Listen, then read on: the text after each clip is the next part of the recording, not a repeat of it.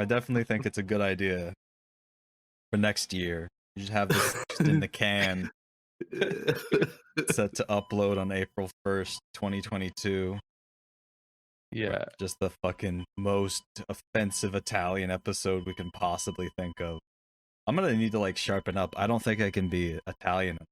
It's shameful. You can you got to practice, man. Exactly. You got to Yeah. Well, you got to listen to the Lego Island music for a we while. gotta do Italian drills. I just put myself in like an isolation chamber for like 12 hours listening to it on loop. Yeah, that's how you become Italian. Easy. No problem. Mama, Papa, you look so skinny. Have another plate of pasta. What kind of sick fuck would make that? I don't know.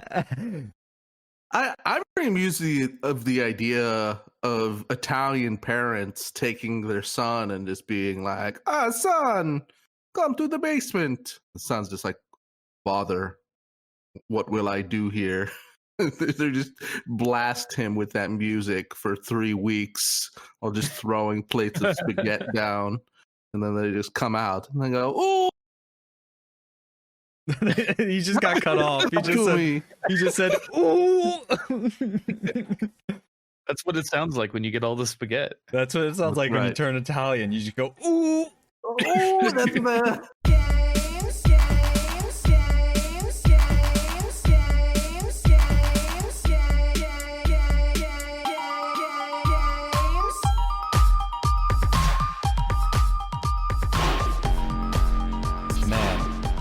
I can't believe we spent 20 fucking minutes just viciously dunking on a guy.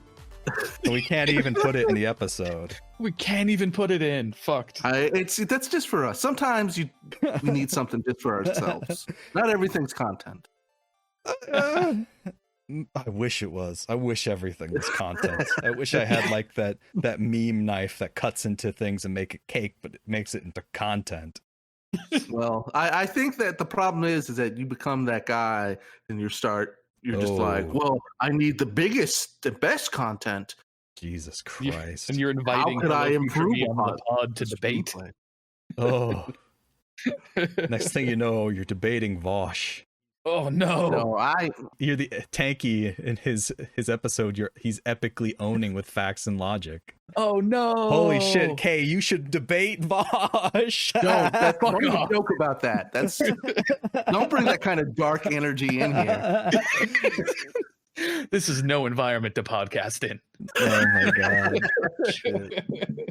Hello everyone, and welcome back to Video Games Are the Worst Thing on Earth. I'm Alton. With me, as always, is Reese.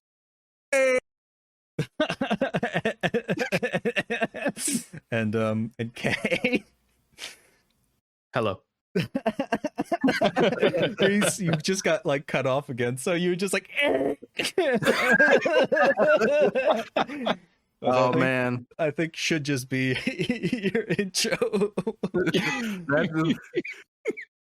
Yeah, from now on I'm going to show up 10 minutes into pod recording, and that's the only thing I want to be played. Oh my god. All right, so we got another exciting episode for you. It's been a while. But man, the stories just keep stacking up, but really what made us come back this week is our first story, which is Intel has finally found the off switch for the N-word. Yeah. Sorry, gamers. Yeah, gamers are endangered. Exactly. So to give a little background to this, there was a GDC presentation from Intel that was basically like talking about all the work that they do with developers on how they like make games better by allowing there to be like 10% more NPCs or whatever. And in this presentation, there's a particular slide which I think will probably be the thumbnail for this episode, which is just with this new program that Intel's coming out with called Bleep. And what bleep is essentially they're using the power of AI and deep learning to give you sliders to control things like misogyny, name calling, racism and xenophobia, sexually explicit language, swearing, and of course white nationalism. They're trying to shut down this I'm calling podcast. Is what they're trying to do. Oh my god, that's right. But the thing that's so funny about this is that they've got, instead of a slider for the N word, they just have an on-off switch. And it's just like, you know, I watched through this whole 40-minute presentation by Intel just to sort of like get an idea of what it was. And you know, they do the thing where they say like, we realize that, you know, there's got to be like there's got to be more done to this. This is not like a solution, you know. They've got to have like societal change in order to really fix these problems. But Intel is doing what it can. And what it can do is apparently turn off the N-word forever. And you know, as a big fan of Cumtown, I'm really worried about this. I think that my favorite podcast is basically just going to become white noise. Yeah, it's I'm really interested to see how it's going to affect people in real life. You know, when they try to say the N word and just like their vocal cords snap because of the I mean, that obviously Elon you Musk guys has planted in your head that. Well, that's what the COVID vaccine is, right? You guys know that, right? Oh, yeah. Right. I thought it just gave me 5G. Well, it gives you, that's the upside, but the downside is that you can't say slurs anymore. Right. Well, man, this is all coming together. At the risk of being serious for a second, this is like, I'm not really sure what the point. Like, it's supposed to be so you can opt into this, right? This is a program you have to download and install, and it literally reduces the performance, your game performance, because it like it takes up like CPU resources to try and use the AI to detect the misogyny and name calling. So it's like it's not really that insidious. I don't even know if this works with non-Intel CPUs. So if you're on an AMD CPU like me, I guess just like it's the N-word is switched on always. Oh, that explains it. So wow. So you watched this whole thing for some reason, and I'm curious, did they go into like what is included in some of these filters? Because I'm curious if like is the misogyny filter just going to bleep out Bernie Sanders? Oh my god. The American people are tired of women. They are. It's true. It just deletes your kernel the second it hears the word socialism. Yeah, pretty much. Have that. We got to cut it off at the source. I noticed that there's nothing on here for anti-Semitism. So thankfully, Jeremy Corbyn will be safe. Yeah, you can campaign for labor. It's no problem. Well, I mean that's to me always the issue with this kind of like nanny stuff is that it quickly becomes, you know, oh, if you mention trans people, that's bad. That's that for some reason is you know, unethical, so that's not included in our filter. And it's like, I don't know. I hate to be like one of those people like screaming censorship, but it's fucking dire, man. Like, the way that they're pitching it, right, is it something that like if you are a woman or a minority, and you know they put up they've mentioned a statistic that like a big percentage of people stop gaming because of the on-site online toxicity as the reason. And so what you get from the full picture of like watching this presentation is essentially they're doing this and providing this feature to people because of market share, right? They're like, oh, we are losing hogs to the online toxicity. We need to expand our hog base. And the pen. I hate to be tinfoil hat Reese because we know how that goes. Right. But how long until they partner with Twitch Yeah. for this kind of stuff? That's what I'm thinking. Yeah, of. didn't Twitch just add like you can't say what was it? You can't say obese. Oh, but you can call someone a lard ass. Oh, that was it. Yeah. Okay, here it is. The Anti-Defamation League 22% quit games because of harassment. Oh wow. Yeah. So this is a big issue for like the gaming industry, is that they have created like the toxic man baby environment that they've created has essentially created like a hard shell around the gaming industry that makes it harder for like other demographics to get into.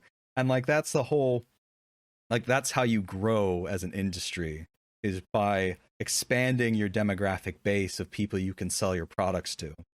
You know, I'm sure that like the people at Intel are like, you know, the actual engineers working on that. This is great. You know, gamers will be able to turn off like, well, not turn off. The thing that really gets me about this is the adjustable slider. It's like, what the fuck does like a little bit of misogyny look like?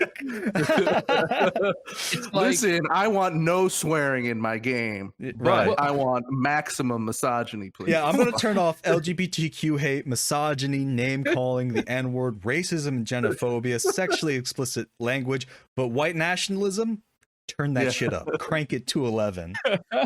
A little bit of misogyny is like free healthcare, but with like a private option. Oh, holy shit! Oh my God. But it's the most STEM Lord solution to a humanity's major problem I think I've ever seen. And I think that you just need to look at YouTube to sort of see how these things can go wrong. Because ask anyone who's like LGBT on YouTube, whoever tries to talk about stuff like that, and they will always be getting flagged for sexual content, even if there's nothing sexual about it. Just because, as far as it's concerned, that's the category that gets put in. And if if this starts getting applied to Twitch, you're gonna have the same fucking problem. Yeah, I think that bleep itself is not necessarily, it's not a huge concern. I mean, you have to install this program in order for it to do anything, and you have to like turn it on, and you will literally have a worse gaming experience because you'll lose performance. They say something over here. I can't find the exact moment they mention like how much performance you lose, but it's something like 10%. It's not insignificant. But the real concern is if they like partner with other platforms, and suddenly like exactly like what you said, is that if it goes the YouTube route of like, this is my video about why white nationalism is a problem in the gaming industry, and then suddenly you're being demonetized for talking about a problem. Yeah. Oh my God. I have my YouTube video, The Function of Fascism, that like talks about what fascism is. You know, from a very against it perspective. It is on YouTube right now. It is tagged as like QAnon. There's like a QAnon warning under it. I never mentioned QAnon. It's identified like some key words, probably, you know, including fascism and stuff. And it's like, oh, that's QAnon. Good job. Yeah. This is the groundwork being laid. Hopefully hopefully that doesn't happen. It would suck. I mean, the thing is like, if this is just like a small side thing, you know, whatever. But if this actually becomes in use to any degree, like bigots, I'm sure will figure out a way to get around it. Like, oh, if you pronounce the N-word weird, that's gonna be the new culture, is just pronouncing it weird instead of just saying it. And it just becomes that much more dystopian because you don't feel like hiring mods is basically the case. Yeah, that is the techno future we live in. There's no mods, only machine. So our first depressing episode, that was like something so funny, and we managed to, because we're leftists, we managed to make it depressing. Yeah, that's what we do. Yeah, that's right. This is all the ways this technology can be abused, and we suspect it will be eventually. Let's move on to the next funnier subject. I mean, I don't find anything funny about this, Reese. I take this very seriously. You don't find anything funny about taking a little journey over to the horny corner. And then we put in some music. Exactly. We gotta have a theme song. We should have theme songs for our bits. What do you think? Yeah, we should. Yeah. Like a little jingle, like for the salt mines, and our new segment, the horny corner. I think it should be the Law and Order music. For some reason, the James Bond music popped into my head. Ba-dam, boom, ba-dam, boom, ba-dam, ba-dam. Oh man! So, Kay, this is a story about the Resident Evil, mommy, the big mommy. And yes, my wife. Yes. yes, and you are a resident evil, I guess. You are a resident expert on the tall mommy. So why don't you introduce this story to us from thegamer.com? Fuck, how did I get that? How did I get that title? Because you tweeted about it. I tweeted once. God, I can't do anything. Okay. So this wonderful article on thegamer.com, the title of which is Resident Evil Village's Tall Mommy has 17.3-inch feet. Oh god. And that's kind of the cultural level that we're at now as like a civilization. Right. So according to art director Tominori Takano, she is 2.9 meters tall, which is about 9 foot 6 inches, and her feet are 44 centimeters or 17.3 inches. Jesus Christ. I don't know why he told us that. You know why. You know why. Oh my god.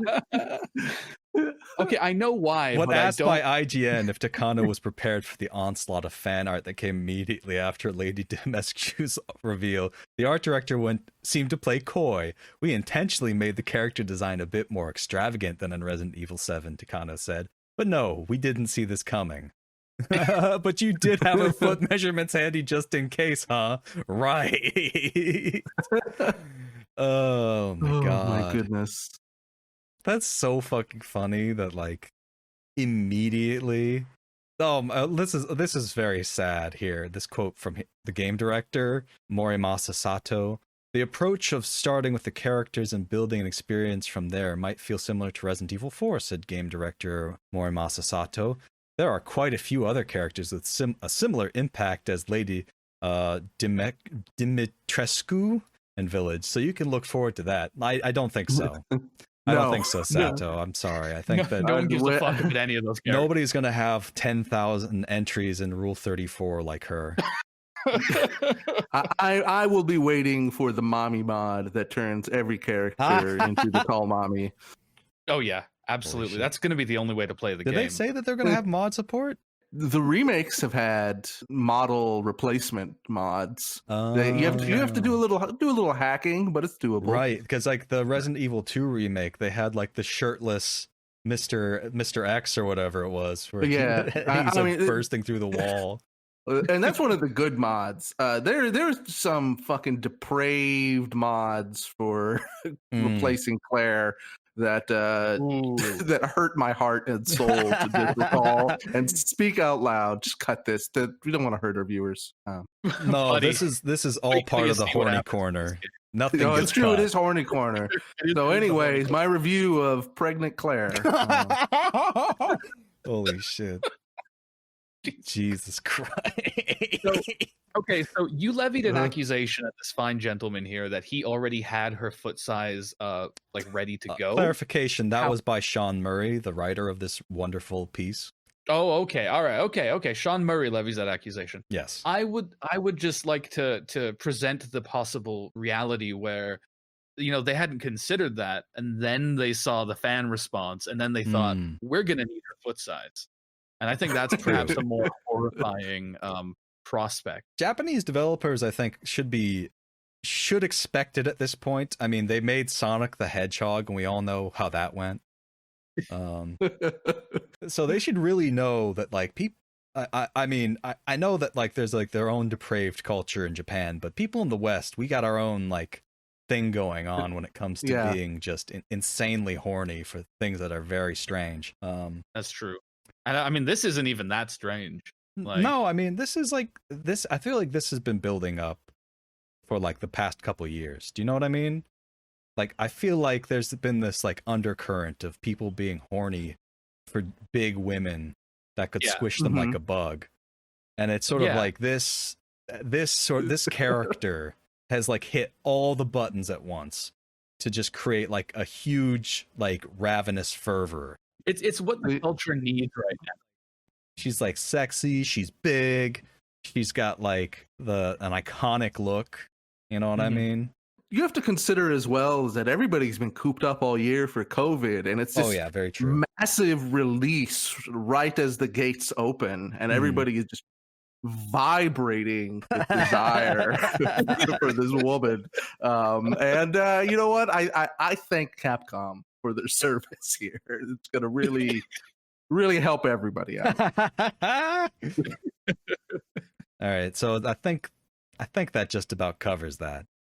For now, I'm sure. Yeah, it'll come up again. Just when the next looks like a good game. Also, it kind of does. Yeah. I'm gonna play it. I mean, they've been killing it with the latest Resident Evil games. I wouldn't know because I am a big coward and will never play a Resident Evil game. Oh, yeah. But Reese has been the one who has gone through the Resident Evil remakes. Reese is our horror game expert, I suppose. The remakes are good, 2 especially. 3 is kind of like DLC for 2. It's not bad, but you're just like, not as good. 3 remake. I don't know. I played the 2 and 3 remakes, and I definitely enjoyed them both. They're good. I really love 2. And I think 7 is like an amazing horror experience. It's the only game I wish I had VR for, because that house is so creepy and weird. It would be fun to go through. I've been finally going through the season pass stuff, and it's such weird like Capcom DLC where you're just like playing blackjack, but you're gonna get killed if you lose, and they put way too much thought into it that I kind of appreciate. I think they're doing good work over there, and I'm excited for 8 for other reasons than just mommy. I need to check out. I haven't played that yet. I kind of fell off Resident Evil with 5 and 6 because I didn't like. Thought they sucked. I mean, 5 is indefensible. probably contains the worst moment in gaming. I haven't played it. So what's the worst moment in gaming, Reese? The worst moment in gaming is you're aware that the game takes place in Africa, and they made a lot of efforts to like make it seem less awful in the opening parts of the game. So it's less that you're just gunning down black people. Right. Well, you walk into this like little town, you're like, it's totally empty. That's fucked up. You pick up a key and you turn around, and there's like a dozen African tribesmen throwing spears at you that you have to murder to progress. And it's just like, come on. Oh my God. And like, I certainly don't want to defend it, but it's clear that there's an innocence to not understanding culturally how terrible that would come off. But at the same time, it's just just disgusting.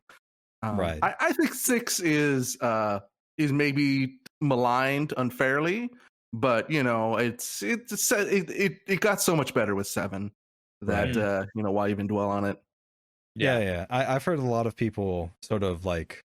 The initial reaction was very negative, and it's one of those games people have sort of gone back and been like, oh, well, this is the sort of unappreciated aspects of 6, where it's basically one of a B game. It's like, it's so dumb, it's funny. It has the Dead Space 3 problem where it was designed for co-op. Right. So it's pretty fun if you have a buddy to go through it with, but that's true of any game that's co-op, so it's like that doesn't make it terribly special.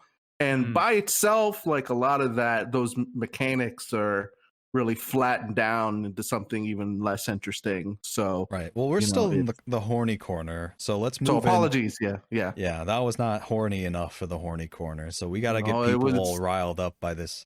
The next article on our list comes to us from Kotaku.com. I demand to see Oro's dick and balls in Street Fighter V by Ian Walker. And I feel like what the thing is about this is that this is a redemption story. Ian Walker, in case anyone didn't know, is the writer of the somewhat infamous PS5 review, which we talked about in a couple episodes back, I think, but which I still defend because it mentions Dune, and I think that is a good thing to talk about. Every console review should talk about Dune for a couple paragraphs, I think. I think that should just be the rule. Right, but this new article is sort of, I think a lot of people have seen this and are basically saying, now this is finally some good gaming journalism. It's finally ethics in gaming journalism. Exactly. You know, we have enough as heterosexual mommy lovers. Our needs are well served. But what about those dick and ball lovers out there? They don't get enough. You know what I'm saying? Like it's very clear where like it's heavily weighted to one side in the video gaming industry. Who gets to who gets to be in their own personal horny corners? You know what I mean? 100% in favor of dick and balls. Yeah, and I don't even necessarily want to read this entire thing, but apparently there was like a single frame in Street Fighter 3 where you can see Oro's dick and balls.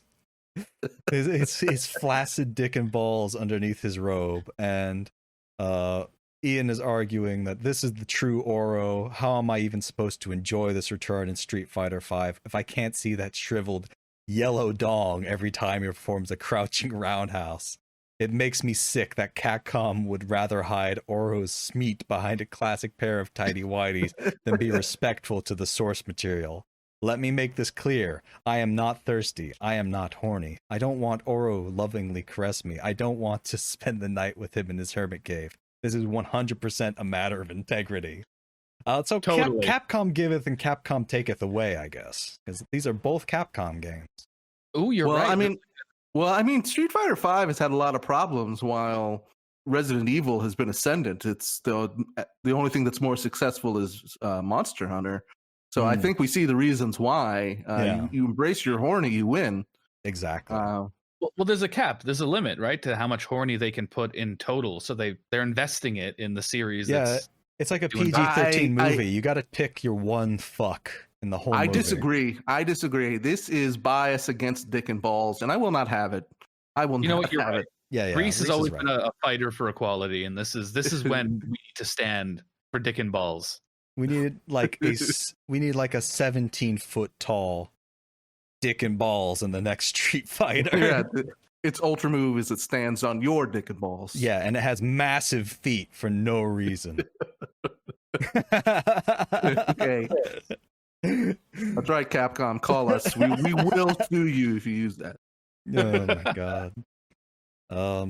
All right, so I hope everyone didn't get too worked up because now we're leaving the horny corner. We're back to just being serious video game discussion podcast, which is what this thing has always been about. Buds, I got bad news. I'm getting off this train. I'm staying at the horny corner. Oh, This is my home now. Oh shit. Reese, no.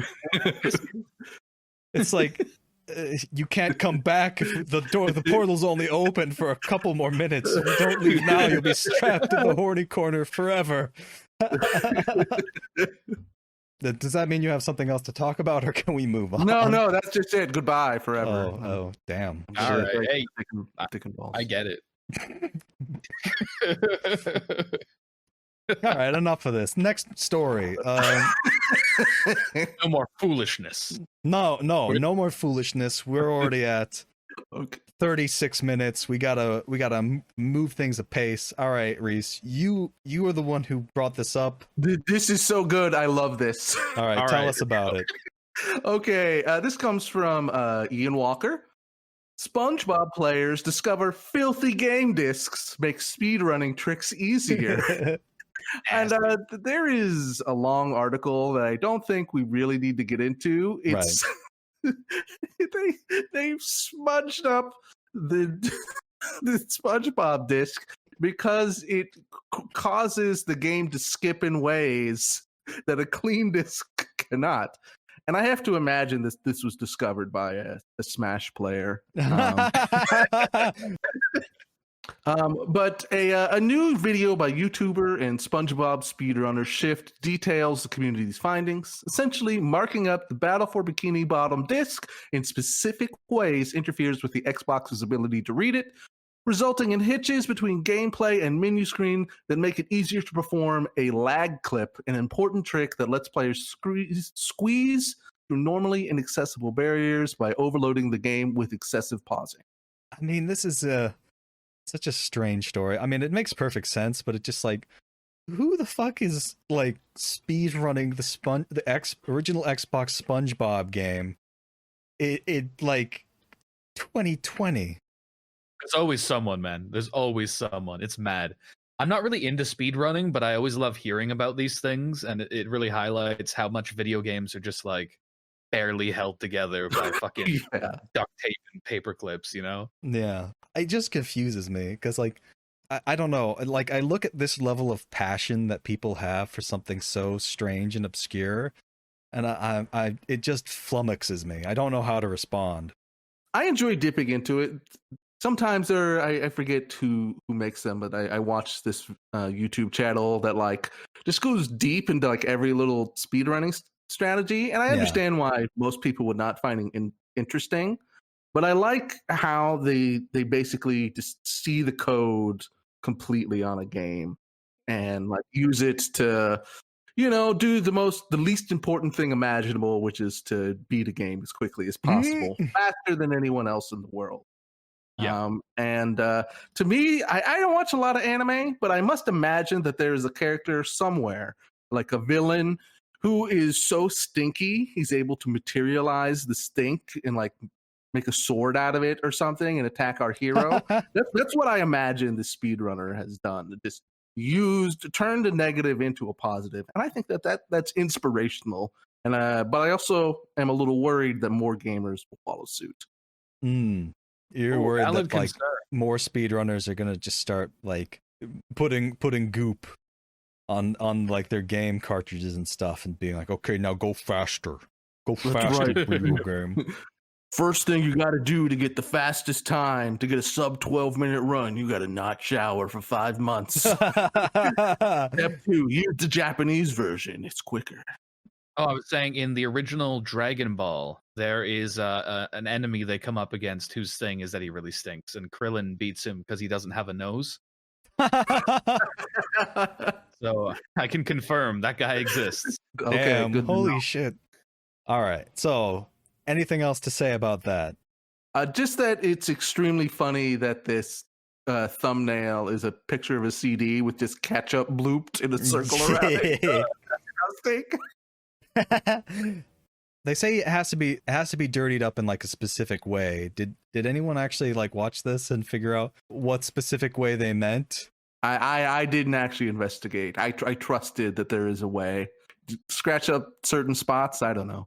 Yeah, I imagine it's probably something like that. Because I feel like this is probably somebody found this by accident, right? Somebody had like an old disc that they've probably had since childhood, and they're like, "Oh, this is speedrunning. This is a thing. Let me give it a shot." And then they realize that their nasty CD-ROM that had been used as like a drink coaster for 10 years, it's somehow managed to skip past parts that you couldn't in the normal version. I will say I skimmed through the video, and one person discusses how they lick their CDs. Ooh. So maybe we should cease our investigation. Get too deep. My second final thing is that I think it'd be very funny if Battle for Bikini Bottom becomes just like a totally rare, impossible to get game because all the speedrunners have destroyed all the copies by putting gunk on them. No, I'm pretty much worried that this is going to become like a fucking biohazard. They're gonna like the next COVID strain is going to come from a dirty SpongeBob disc. Oh man, it's calling it like the Wuhan virus. Racists will be calling it the Bikini Bottom virus. Yeah, gunking a SpongeBob CD. I thought we left the horny corner. And on that bombshell, let's go to our next topic. This. Oh yeah, this is insanely less funny. Yeah, I mean, basically, we're not going to spend too much time on this. This comes to us from Rock Paper Shotgun by the writer Graham Smith, editor-in-chief. Riot Games says its investigation of CEO finds no evidence of alleged harassment. And says, Riot Games say the third-party investigation they initiated into CEO Nicola Laurent has found no evidence of wrongdoing, and their own special committee recommends no action be taken against him. The investigation was prompted by Riot Games after a lawsuit was brought against Laurent and the company in January, which alleged that he had harassed an employee and that Riot Games had fired her when she complained. The lawsuit is ongoing. The article is very, like, it's kind of humorous, though, because the person writing it so obviously doesn't buy it. Yeah, exactly. Yeah. The Riot Games published a statement from the special committee which claims that they, quote, act independently of management and review investigation results, quote, with impartiality. These statements would be difficult to believe from any company, and paying a third-party law firm doesn't change that. We also have no way of knowing what the Seyfarth Shaw investigation involved. The legal complaint against Riot Games and Laurent was brought by former executive assistant Sharon O'Donnell, who was fired from her role at Riot Games in July 2020, as reported by Vice last month. The suit alleges that Laurent asked O'Donnell to, quote, come over to his house while his wife was away, asked her to travel with him outside of work, and told her to be more feminine and to watch her tone. Ugh. And just so we're clear, cum is spelled C-U-M. Exactly. It's so fucking, like, and we've heard multiple stories about this asshole, like the ball tapping, the farting, like just the frat house atmosphere of Riot Games. O'Donnell's suit alleges that she complained about Laurent's behavior to Riot Games' HR department, and that her termination related to those complaints. Riot Games addressed this in a statement to Vice last month, saying that the plaintiff was dismissed from the company over 7 months ago based on multiple well-documented complaints from a variety of people. Any suggestion otherwise is simply false. Which I totally trust coming from Riot Games. Yeah, like, ridiculous. Quick correction: this isn't the ball tapper guy. That was the COO of Riot Games. This is the CEO, another monster. Just a rogues gallery of winners here. It's so much worse that it's multiple people. Like, it's not just one dude. It's just everyone in like upper management is just a little freak. I feel like that's just like, that's every company. Every company just has like blood-sucking monsters at the top. Yeah, normally they, like, you know, keep to themselves, but at Riot they keep trying to fuck everyone. Think about every single like CEO you can think of like a major video game company, like Randy Pitchford, absolute depraved freak, just like a greasy-faced, uncomfortable weirdo of the highest degree. Bobby Kotick, just like a blood-sucking vampire who has destroyed the lives of multiple developers so that he can just scrape out an extra couple percentages of profit in whatever quarter. Like, every single one, it's just like nightmarishly bad.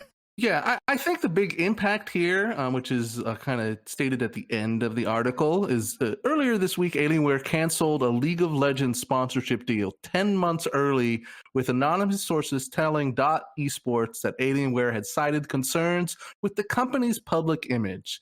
Like, Alienware, the most like capital G gamer. Yeah, capital G gamer shit out there is just like, Riot, I don't know, dude. Yeah, it doesn't bode partner well. with Dota.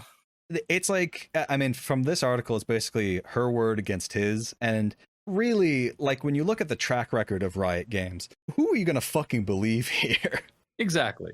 They've had huge issues with allegations of sexism, which, like, they had the walkout. They had that fucking forced arbitration of resolving sexual harassment claims. Like, everything about this company just screams just disgusting frat house hellhole. Yeah. And like, these other companies are better, but there are plenty of big companies where you don't hear this stuff from, because there are like basic things you can do. Unless you're Ubisoft. I was thinking more just like as shitty as Gabe Newell is, at the very least, he's able to keep his amorous notions to his knives. He's not texting his assistant. Like, you have to be so leave the morality out of it. Like, obviously he's a monster, but you have to be so fucking stupid to like text your your assistant this and expect there'll be no consequences, that people aren't gonna be impacted by your actions as a powerful person. I almost say I would like, I know what you didn't mean it this way, but like it's not his word against hers. Like, with the power dynamic and what it takes to actually like accuse one of these people, it's her word against this like powerful juggernaut, and it's just like automatically like one must believe this person, because why would you commit suicide like that otherwise? I don't know. It's just so disgusting. Like, every time you hear about anything with Riot, it's disgusting, and it's just like further like exponentially made worse by the fact that like the game that they make is so dreadful and so responsible for the worst things in gaming. Well, that's why I'm kind of impressed with the article. Like, the article could have done the lazy thing and just tried to like both sides it and been like, who knows? But instead it makes a point of contextualizing the history of this shit in Riot. It makes it clear that like, yeah, it's kind of sus that they investigated themselves and found out they were innocent. Like, it's a good article. It's I think it's quite telling that Rock Paper Shotgun has a lot more integrity as journalists than the New York Times. Yep. I mean, that's because they're not a CIA asset. That's true. Well, as far as we know. That reminds me that this article initially reminded me of that CIA probe that found it did not actually introduce crack cocaine to black people in Los Angeles. Oh my god. Fuck me. Incredible. Amazingly, our investigation on ourselves say that we did nothing wrong. A bit of UK news that's related to that. The Conservative Party issued an investigation into systemic racism in the United Kingdom, which they apparently rewrote large segments of, and it found that there's no racism in the United Kingdom. So don't worry about it. Reese's investigation into himself has found that he does not play too much Final Fantasy XIV, and it is not a problem. Oh my god. Another wonderful, not at all depressing story from the games industry. Ooh. So, are we done talking about Riot Games for now? Obviously, next month there'll probably be something new. I mean, it's an ongoing saga. It really is. Like, after the fucking like shit where they literally are stealing people's identities to put in their fucking games, it's like there's nothing about Riot Games at this point that wouldn't seem like outlandish at this point. I mean, I think it's going to be really ratcheted up because Riot's big expansion, like, we're right in the middle of it. We have Valorant, which is, on the rise, and they have like a fighting game that's coming out, the MMO that's coming out. Riot wants to be the take Blizzard's top spot. And I think only WoW can follow. It's just like whoever wins, we lose, because it's Activision Blizzard with Bobby Kotick at the helm versus Riot Games and just like an entire board of frat boys. Well, I mean, it's six of one, half dozen of the other, because as we know, Bobby Kotick allegedly is responsible for the death of Jeffrey Epstein. But you have to look up check the out documents, the Patreon. folks. Look up the black book. He's in there. Yeah, that is our number one premium episode, as good as the Mountain Dew one is. So yes, exactly. That's what I'm referencing. All right, so to cap off an evening of woe, we have another story here from TheVerge.com. More woe. We're not stopping till we go. Fuck me. All right, Microsoft is supplying 120,000 HoloLens-based headsets to the U.S. Army. Contract will be worth up to $21 billion over 10 years by Tom Warren and Sean Hollister. Basically, Microsoft is supplying the U.S. Army with HoloLens-based headsets. It'll involve Microsoft supplying a lot of headsets. The software maker has been working closely with the Army since 2018, and the soldiers have been testing the integrated visual the integrated visual augmentation system, IVAS headsets over the past 2 years. These devices combine high-resolution night, thermal, and soldier-borne sensors into a heads-up display. So this is where we get our real-life HUDs from Halo. Yeah. Except instead of aliens, it's going to be like civilians in Iraq. Yeah. It's just going to highlight a 12-year-old throwing a rock and just replace it with like an arbiter from fucking Halo 2. Yeah, so you won't feel bad when you fucking blow his brains out. It's going to be great. The system also leverages augmented reality and machine learning to enable a lifelike mixed reality training environment, so the Close Combat Force, CCF, can rehearse before engaging any adversaries, reads a U.S. Army statement. In February, the Army revealed how a newer, more ruggedized version of its heads-up display can let operators of armored vehicles see through the walls of, for instance, a Bradley fighting vehicle. An earlier version was criticized for poor sensor and GPS performance, but you can see that design has now changed quite a bit. God, and just like look at this fucking like screenshot of like the soldiers wearing it. Honestly, this would be like some kind of cool military technology if it wasn't being used for the most evil nation on planet Earth. Yeah. Yeah. No, I don't want them to have it. And it's like they're literally just being like turned into like these insect-looking, faceless, humanoid death monsters. Yeah, they look like sci-fi, like goon stormtrooper-y guys. And I mean, let's be honest, that's what they are. That is literally what the U.S. Army is like turning people who can't afford their college loans into. Yeah, basically. Can't afford to go to college? Fucking blow up a hospital for us. We'll see what we can do. That's how the economy works.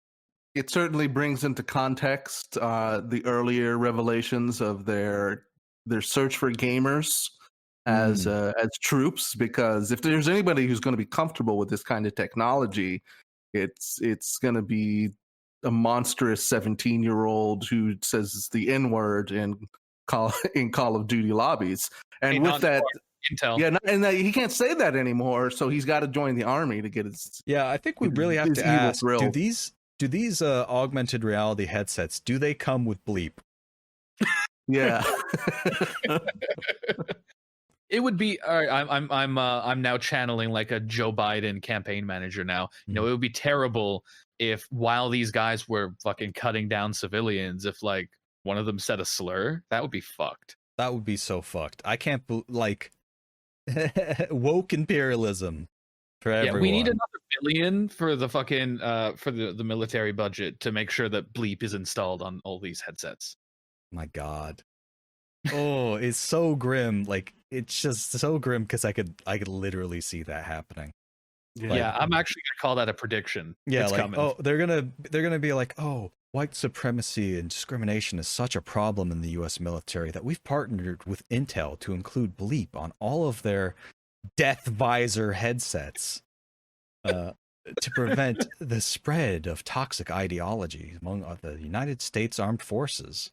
I could even see them doing the thing where they replace like people with arbiters and stuff, and they can market it as like that way. You know, we're trying to reduce PTSD in the troops. You know, yeah, gonna make it easier for them. It's only a matter of time before like all those Boston Dynamic robots start replacing troops in the field. You know what I mean? Oh yeah, I'm expecting to meet my death from one of them. I mean, literally, like. Think about how much, like, in response to, like, the criticism of, like, having actual U.S. soldiers in places like Iraq, they've reduced troop presence and just massively expanded drones because it's like, oh, it's clean. You know, no, we don't have to get involved. We can just demolish them from the sky. And that's going to be, as soon as they have, like, reliable, working, like, Boston Dynamics soldiers. The HoloLens thing is, like, I feel like it's sort of like a stopgap measure between a fully automated, mechanized infantry force, basically. Yep.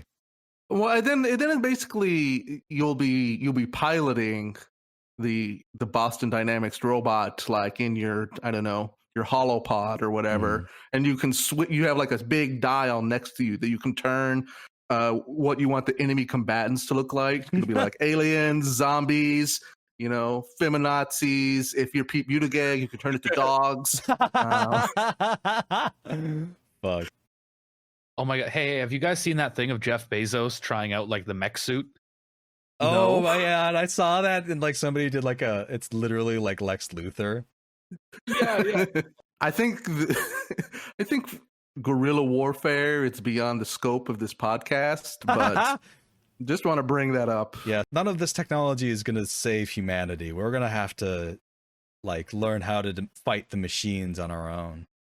Yeah, this technology is going to be the barrier to the people trying to save humanity. So this is what's going to show up to your doorstep when you criticize AOC online. It's I was thinking a problem. Like Jeff Bezos in a mech suit is just going to be marching around a Amazon fulfillment center the next time rumblings of another union starts talking again.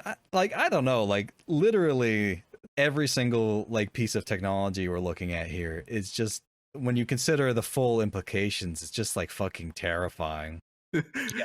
Because it's like the moment that you desire to use the bathroom, his sensor will pick it up and you'll just be immediately vaporized and replaced.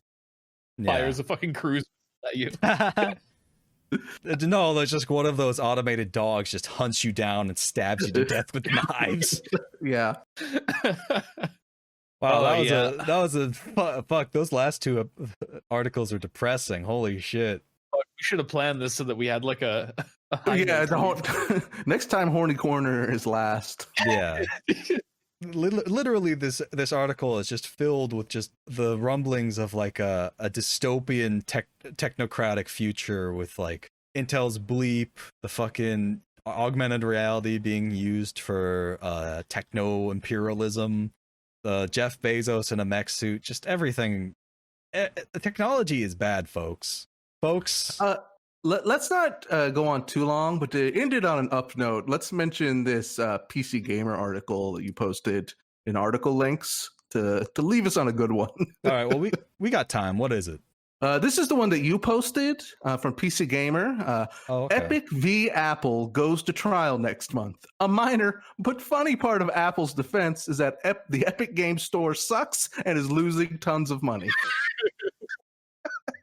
It doesn't surprise me, man. They give me a free game every week. I don't buy shit. I bought one game on there. Yeah, I bought Control on there because it seemed awesome. And other than that, like, why? Yeah. I think I found the response to it initially to be very stupid because it's just like, come on, just hang in there, gamers. Don't have to get actually upset at Epic. But it definitely sucks, and I'm not surprised either. Yeah. It's really telling that like a company full of like completely useless libertarians like Steam or Valve rather is like looks like the good guy compared to like all these other companies we're looking at. I've heard bad things about Steam or about Valve rather, but it's mostly down to the fact that their ideology is completely incoherent and they're just sort of like, yeah, our team just works on what they want to work on, and it has this awful fucking petty atmosphere where it's just like nobody knows what the fuck they're supposed to be doing, which I think is very funny. Well, the thing is that Valve has such an unhinged attitude about labor in the sense that like maybe you'll get paid okay, but they want to hire as few people as possible in like a totally like crazy way. So this part of the whole reason for that do what you want mentality is that you're just supposed to be like really useful, and if you're not really useful, then they have grounds to just fire you because there's no way to make sense of that policy. And now that it's like they're focusing a lot more in VR, apparently they've stepped back from that. But Valve, the number of people that work at Valve is very low. And so that's why you just don't hear about the same kind of like fucked up shit that you do at a lot of companies, because it's just like, oh, those 170 people make $10 billion. Well, I guess we cannot sexually harass them on top of that. Well, it seems like the weird thing about Valve to me is like hearing the story of like how they couldn't develop Half-Life 3. Just they tried and like it just never got enough steam. And like literally what it took for them to like actually make something is to create a killer app for their favorite toy. Yeah. It seems like Valve is a company, a game development company that doesn't want to be a game development company. Like literally, they want to make they want to do VR. They want to have like a storefront. They want to, they're maintaining their current games, but it literally seems like they just go whatever they think is really cool, and you can't. And without that sort of motivation, they don't do anything. It's really funny that after Alex was successful, their response was, "Oh, we could make some money by making games. We should do another one." Oh my fucking god! Stupid It's assholes. so fucking stupid. It's such a horrible way to run a company, but yet somehow better than what the industry standard is. Yeah, that's very telling. All right. Well, I think that is a little bit more lighthearted. I'm glad you brought that up, Reese. So I think we're at an hour and 8 minutes. I think this is a good time to wrap up. Yep. So, Kay, go ahead and tell us where people can find you on the internet. Yeah, you can find me at youtube.net at K and Skittles, where I do video essays. And, I'm gonna just check that real quick to make sure it's not a virus site. Yeah, check it. Make sure it's not a virus. YouTube.net doesn't exist. So fuck shit. I don't know the website, guys. I'm so sorry. I don't know the website. I do video essays on there, whatever it is, and no one ever makes half-baked responses to them or anything. Oh, the shade. You can find me on Twitter at K and Skittles. And if you want more fucking podcasts, first of all, subscribe to the Patreon. And then if you listen to all of those, then go listen to AGAB, my other podcast. It's really excellent. Also check out Kay's latest video about Judas and the Black Messiah. It is a very good episode. It is a very good video. I was surprised that the series actually sounds like not reactionary trash, which was very surprising because like, you hear about like these shows being made of revolutionaries and you just sort of like, oh, I mean, like the director literally addressed it as like, oh, they're going to make them into a liberal. Yeah. Great video. Yeah. So go check that out. Reese, where can people find you on the internet? You can find me at Your Very Good Bud, where I do excellent tweet. I'm in the top 5% of tweeters.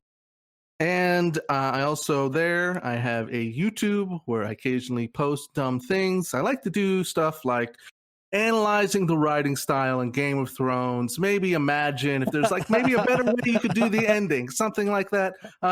Just go there and check it out. Oh my god, there's so much fucking subtweeting in this ending. I don't know what you're talking about. All right, you can find me at 8Alton8 on Twitter. You can find my YouTube at Alton Plays, where I haven't really uploaded anything recently. Like it just takes so much time, and I'm busy with like school and work at the same time. So it'll be a miracle if you hear this podcast in a month, really. You can also find our main account at twitter.com/vgatoto, where we post all the new episodes and a bunch of memes that people seem to enjoy. You can find us, our website at videogamesartheworst.pinecast.co, and you can find our Patreon at patreon.com/vgatoto, where $1 a month will get you access to all of our premium episodes, which includes our Jeffrey Epstein truth episode, where you have to find out who killed Jeffrey Epstein. We solve it. We solve it. Although Reese did spoil it for you earlier in the episode, so bad Reese. There's more to it. Naughty Reese. Yeah. Obviously, Hillary Clinton is involved, but we won't tell you how until you. Yeah. Who is not the end of the question. We also must know why. Yeah, Jeffrey Epstein was stealing all of the demographic for the $1 million spent on DLC and PopCap games, which he was very angry about. And I can't tell you why Bobby Kotick did that. Allegedly, is because I would probably actually get sued. So we hide that. All right. And then also our Mountain Dew episode, which is still one of the most horrifying things we've ever recorded, and features our very good friend, Normal Matt from the Brienne and Matt channel, which his story about Mountain Dew Code Red will never leave us. Will never leave me. It is traumatizing. Like the number of things. So yeah, go check that out. Go give us $1. And that's it. So until next time, destroy every robot you see, because it is coming to either kill you or take your job. Smash it up. Word. All right. Bye, everyone. Bye. Bye.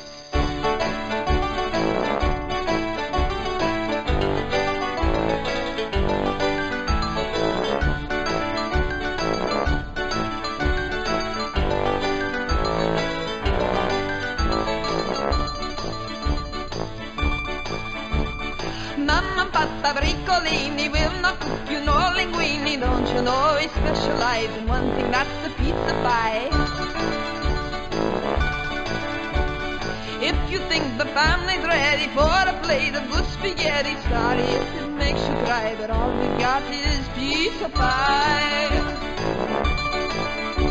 There's nothing wrong with enchiladas. Some people like pickles and hot dogs, but you never get to try them when you live on Lego Island.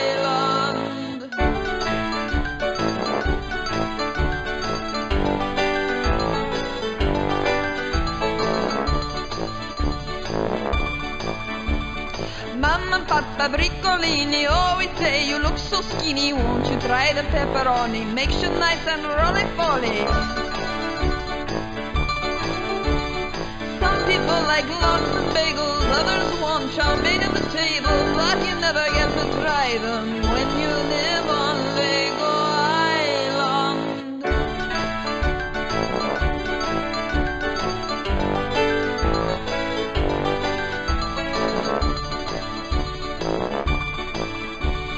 Mamma and Papa Briccolini go to bed and wake so dreaming all about the reasons why the world could live on pizza pie.